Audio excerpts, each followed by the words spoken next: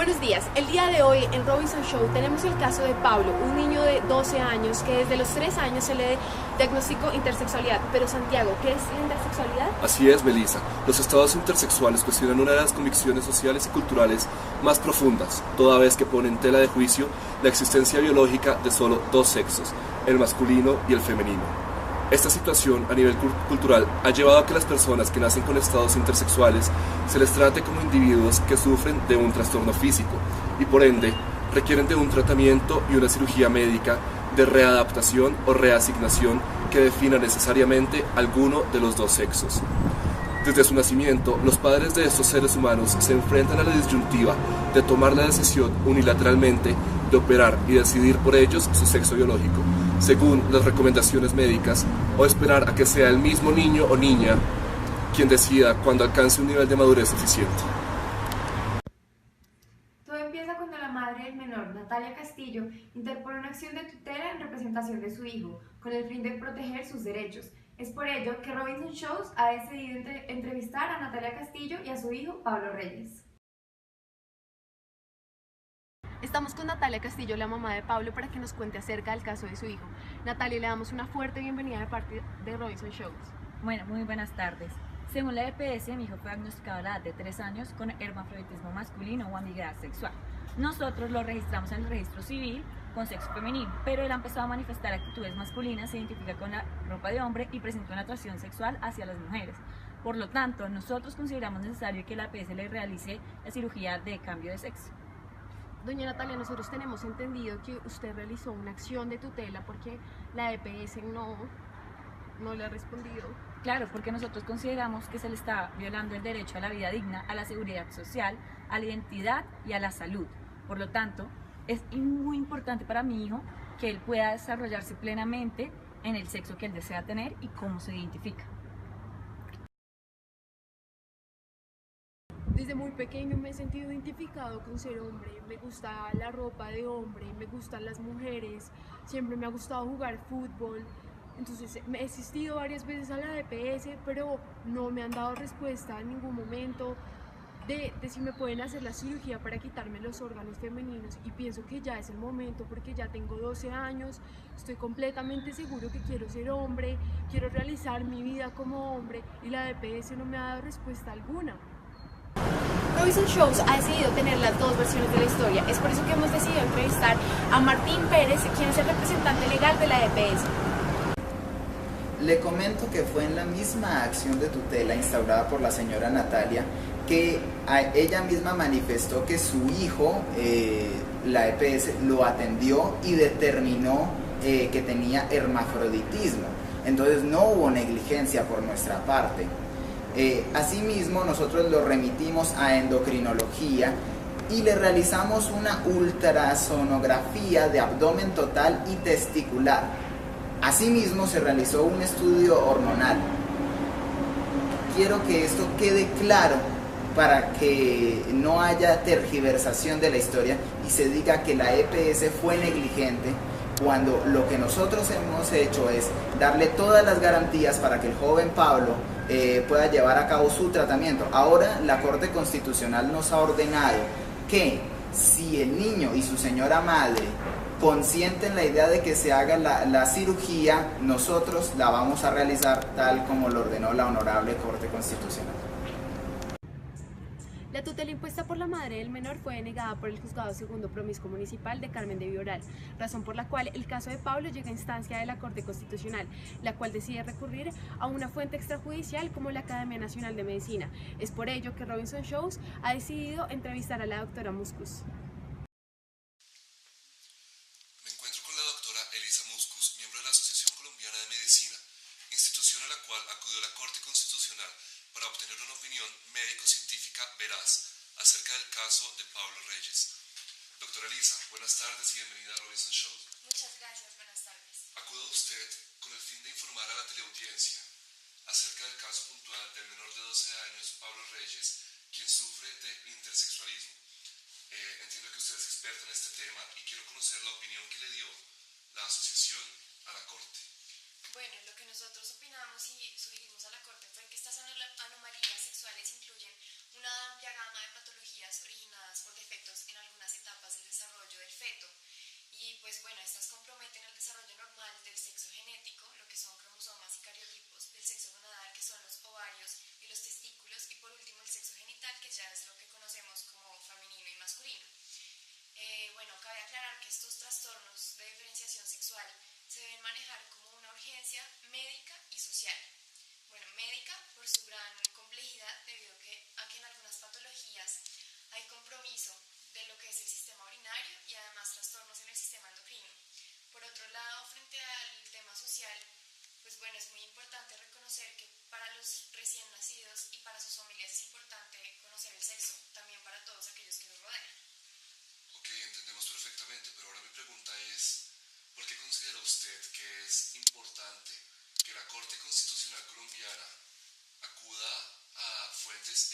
judiciales para basar sentencias tan importantes para el país?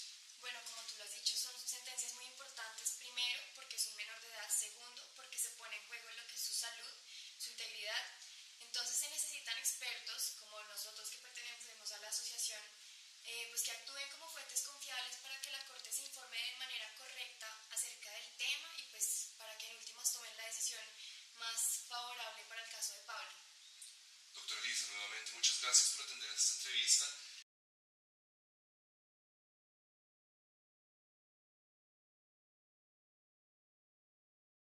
Luego de haber escuchado la opinión de la doctora Muscus, la Corte reconoce que se deben valorar este tipo de casos teniendo en cuenta los riesgos a la salud, la vida digna, el reconocimiento de la persona y el reconocimiento legal ante el registro público del Estado. En consecuencia, se establecen tres problemáticas concretas a las que se enfrentan los individuos que nacen con estados intersexuales. Para que nos cuenten estas tres problemáticas, vamos a hablar con la doctora magistrada María Correal. Santiago, te escuchamos. Así es, Melissa, tú lo has dicho. Me encuentro con la magistrada María Correal. Magistrada, muchas gracias por atender esta entrevista a Robinson Shows. Y bueno, coméntenos esos tres puntos tan importantes de los que hablaba mi compañera. Bueno, Santiago, para comentarlos rápidamente, en primer lugar, al ser un trastorno genético congénito en términos médicos, se discute hasta qué tiempo deben ser los padres del individuo en estado intersexual quienes otorguen pues, el consentimiento previo, libre e informado. Pues obviamente esto para autorizar la cirugía de reasignación de sexo o readaptación, también es llamado. Pues además de la cirugía también cuentan los tratamientos hormonales y pues obviamente hasta qué punto debe esperarse que sea el mismo niño o niña el que decida. Y bueno, en segundo lugar está el hecho de que las personas en estados intersexuales no tienen un reconocimiento legal, el registro civil en este caso, puesto que no encajan dentro de los sexos culturalmente vigentes. Masculino, femenino. Exacto. Lo que tiene como consecuencia una situación mayor de vulnerabilidad. Eso es muy importante. En tercer lugar, pues están expuestos a tratos discriminatorios. Lamentablemente, aún no estamos preparados para este tipo de situaciones. Y pues esto no es aceptable porque la persona no va a ser considerada como normal en la sociedad. Magistrada, muchas gracias. Dada la intervención de la magistrada auxiliar María Correal, Robinson Shows logró entrevistar al magistrado Jorge Pretel, quien nos dio una breve explicación sobre la jurisprudencia en la que se basó la Corte para tomar una decisión sobre el caso de Pablo. Buenas tardes, magistrado Pretel. Robinson Shows le da una fuerte bienvenida y de antemano le agradecemos por asistir a esta entrevista. Muy buenas tardes, Melissa. No, gracias a ti por la invitación y gracias a toda tu amable audiencia. Doctor Pretel, nosotros queremos saber cuáles fueron las sentencias o los casos, es decir, la jurisprudencia que utilizó la Corte para dar una respuesta al caso de Pablo Reyes, el niño hermafrodita. Claro que sí. Mira, en la Corte Constitucional analizamos varias sentencias de años como 1991, 1999, 2000 y 2002, en donde la Corte le da prioridad a derechos fundamentales como el libre desarrollo de la personalidad, la identidad sexual y la autonomía personal de los niños que padecen de intersexualismo.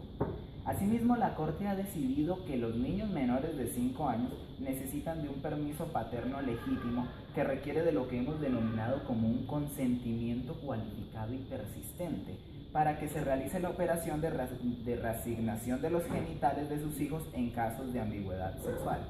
Este consentimiento consta de 3 etapas. Primero, una información detallada. Segundo, unas formalidades especiales. Y tercero, una autorización por etapas.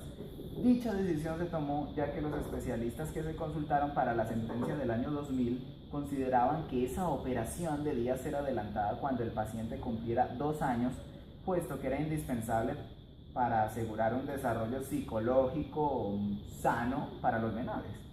Además, es preciso apuntar que dicho consentimiento se estableció como requisito porque fueron los mismos médicos quienes dejaron claro que se necesita de una seguridad referente a la decisión de los pacientes, teniendo en cuenta que estos procedimientos quirúrgicos son irreversibles.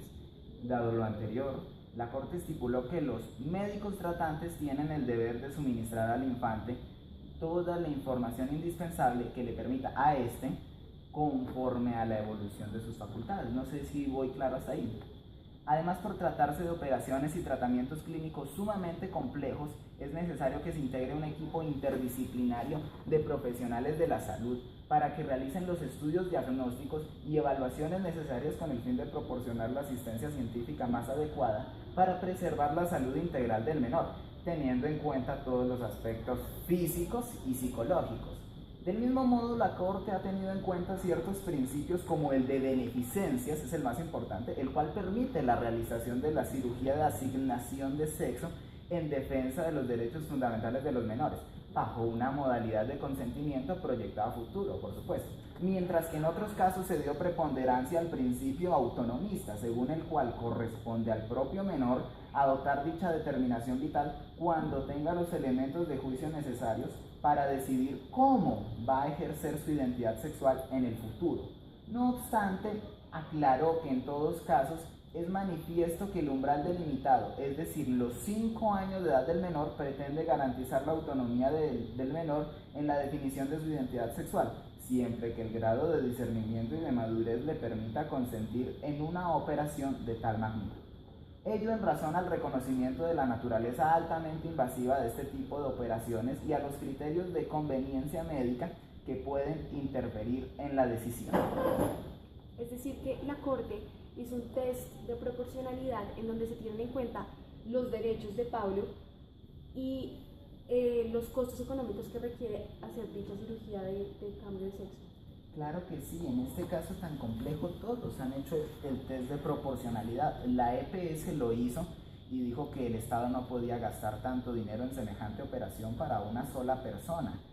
La Corte Constitucional, por el contrario, ha considerado que sería más costoso no realizar la operación porque si no garantizamos el desarrollo a la libre personalidad de Pablo, estaríamos socavando el Estado social de derecho. Y para la Corte Constitucional, guardián de la Constitución, es necesario que se garantice, que se preserve y que se trabaje por la consolidación del Estado social de derecho por encima de cualquier otro argumento económico monetario. Muchísimas gracias, doctor Peter. Volvemos al estudio. Gracias, Melissa. Un saludo a toda la audiencia. Robinson Shows ha decidido seguir paso a paso las fuentes extrajudiciales a las que recurrió la Corte Constitucional frente al caso de Pablo. Es por eso que hemos decidido entrevistar a un representante de la Comisión para los Derechos Humanos del Consejo Europeo. Buenas tardes, Pierre Delacroix. Bonjour Melissa, c'est vraiment un plaisir d'être avec vous. Pierre, queremos saber la opinión que tiene la Comisión frente al intersexualismo de menores de edad.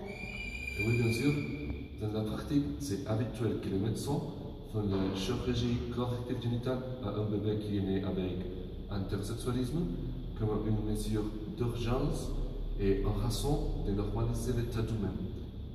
Cependant, ce type de chirurgie n'a pas un fond médical. Par le contraire, c'est de nature esthétique et ses conséquences sont irréversibles. Alors, pour la réalisation de cette intervention et de réassignation de sexe,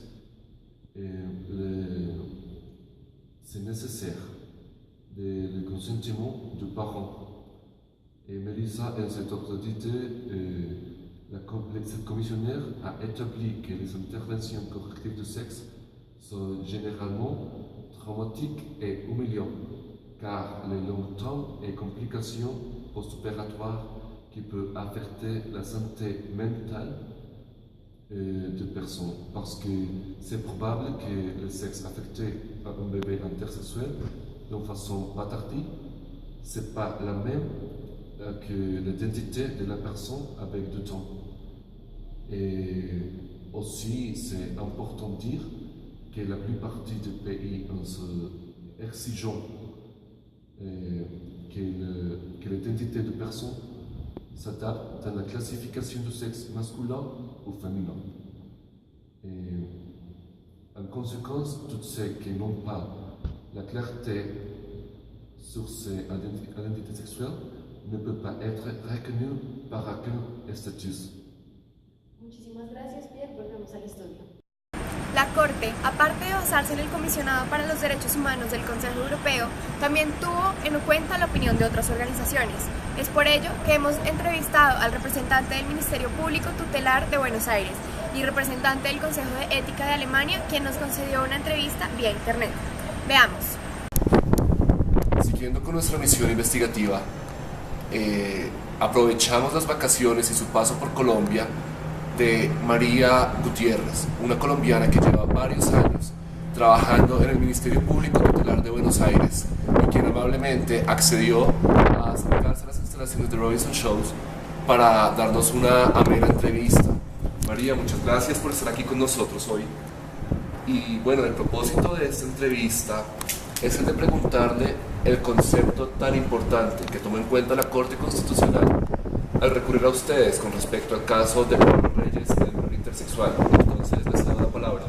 Buenas tardes, Santiago. Pues mira, la Corte Constitucional colombiana acudió a nuestro documento titulado Aportes para el cumplimiento de los derechos humanos de la temática intersex, en donde se tienen en cuenta los derechos de los menores y se evalúan las consecuencias de una cirugía intersex.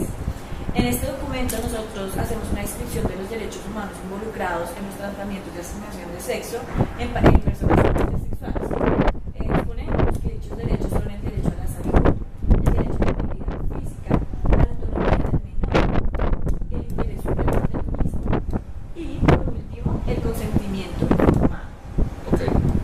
Así, pues en este documento también establecemos que es necesario que para el procedimiento se dé un esclarecimiento en torno a dos factores. El primero, los beneficios esperados del mismo, y el segundo, los riesgos que puede tener, porque es un tratamiento bastante riesgoso para la integridad mental. Asimismo, el paciente y sus representantes legales deben estar bien informados sobre tratamientos alternativos y los riesgos y beneficios que lleva a cabo la reasignación de sexo. ¿Te entiendes? Nos queda clarísimo.